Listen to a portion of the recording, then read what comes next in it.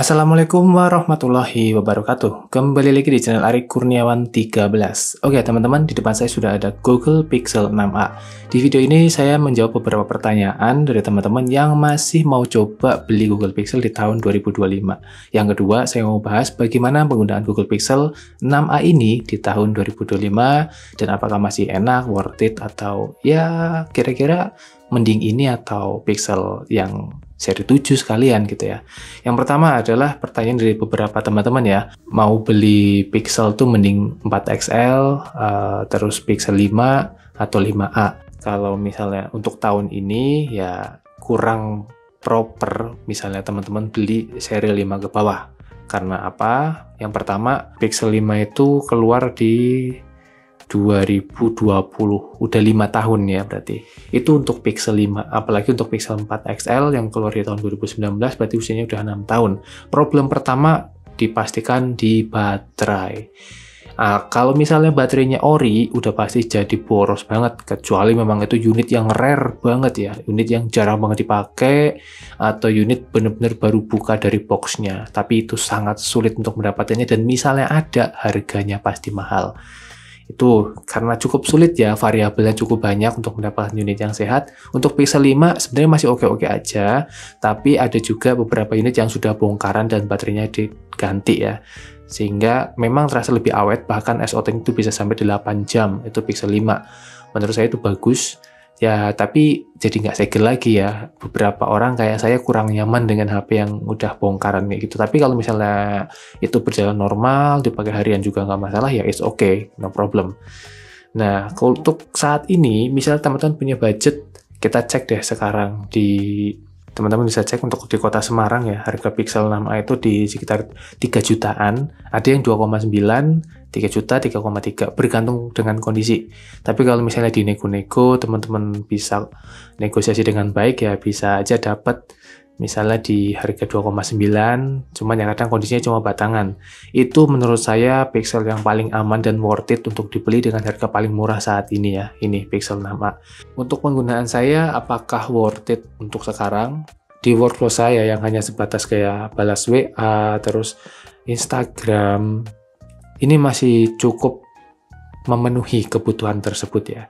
Di Instagram story saya di beberapa kali minggu-minggu ini saya uploadnya pakai ini ya, pakai Pixel 6a. Device-nya juga buat rekam dan lain-lain. Menurut saya masih oke lah, di atas rata-rata HP Android pada harga yang sama ya. Kalau misalnya dibandingkan dengan HP 2-3 jutaan sekarang, ini jauh banget di atasnya. Karena chipsetnya juga sebenarnya build flagship ya. Untuk kameranya di tahun ini juga, kalau ngomong di tahun ini tuh seolah-olah kayak tiap tahun HP-nya akan turun performanya gitu ya. Sebenarnya nggak secepat itu ya teman-teman. Jadi bahkan kalau misalnya teman-teman pakai Pixel 3 gitu, sekarang Pixel 2 XL bahkan, atau Pixel 2 series, ya gambarnya masih oke-oke aja untuk dinikmati di layar HP ya, atau diupload ke sosial media masih bagus-bagus aja.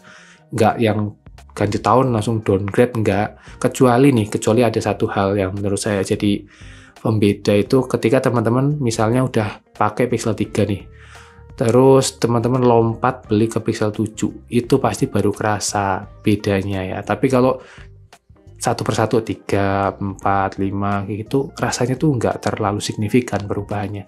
Untuk spesifikasinya ya teman-teman ya, mungkin yang berminat dan masih cari-cari, ini menggunakan chipset Tensor G1 dengan varian RAM 6, internalnya 128 GB.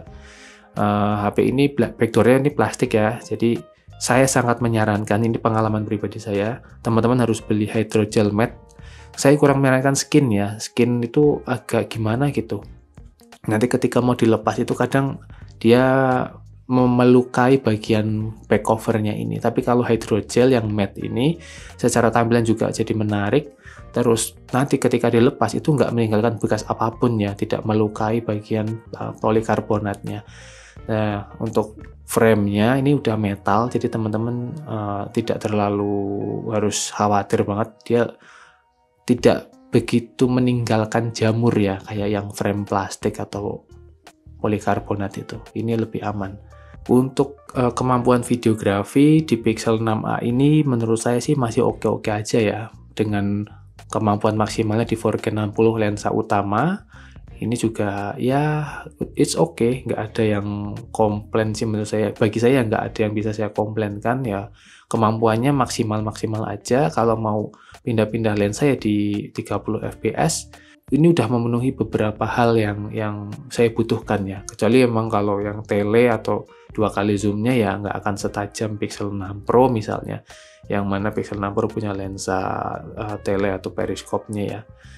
Ya ini wajar lah, dengan harganya juga udah beda. Nah, untuk sinyal bagaimana? Ini unit refresh ya. Untuk sinyal sejauh ini saya udah saya tes 3 kartu, Telkomsel, XL sama Indosat.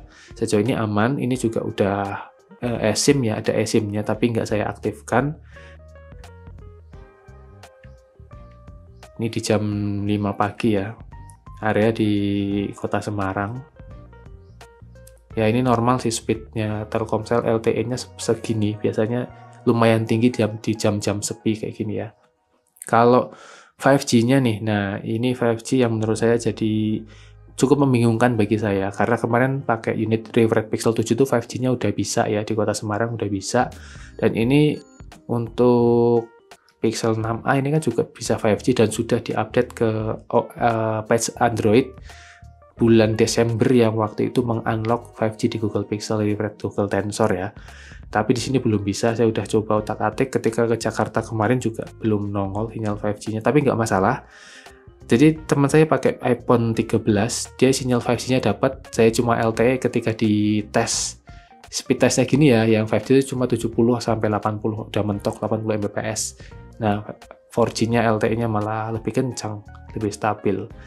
Ya itu opsional aja sih, pun misalnya 5G-nya bisa, juga nggak bisa di sembarang tempat kayak LTE ya, karena 5G-nya juga masih pilih-pilih lokasi untuk saat ini. Oh iya, pertimbangan saya untuk ambil Pixel 6a ini juga ternyata ini lebih compact di hampir semua HP Pixel seri 6 ke atas ya, antara Pixel 6a sama yang 7a itu yang paling compact sih. Yang lainnya untuk Pixel 6 udah lumayan gede, tapi nggak segede HP-HP Xiaomi ya. Terus Pixel 7 kemarin juga menurut saya compact, tapi ini ternyata lebih kecil lagi. Ya jadinya enak aja. Waktu itu ketika saya jajarin dengan Pixel 5 ternyata juga nggak beda jauh. Nah itu teman-teman untuk aman atau enggaknya. Untuk misalnya ada yang tanya 2 tahun ke depan, ya nggak ada yang tahu ya 2 tahun ke depan apakah jangan-jangan besok HP-nya terbentur, jatuh kan nggak ada yang tahu.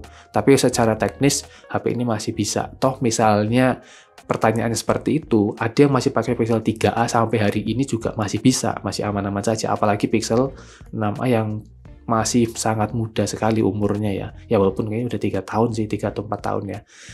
Ya apalagi dengan dukungan update-nya yang diperpanjang ya. Ini teman-teman mungkin ada yang belum tahu, untuk Pixel 6a ini sepertinya update-nya sampai Android 17 ya.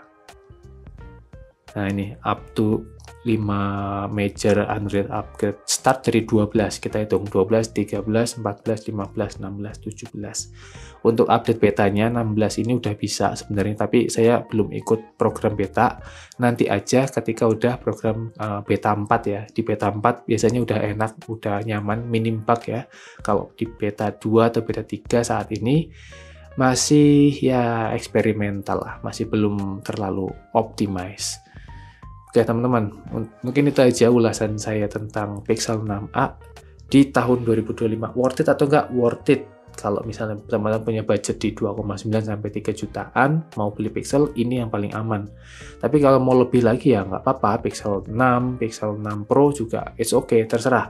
Tapi kalau 6 Pro itu saya agak kurang menyarankan karena banyak isu tentang layar KW ya. Paling banyak nih, layar KW itu di Pixel 6 Pro.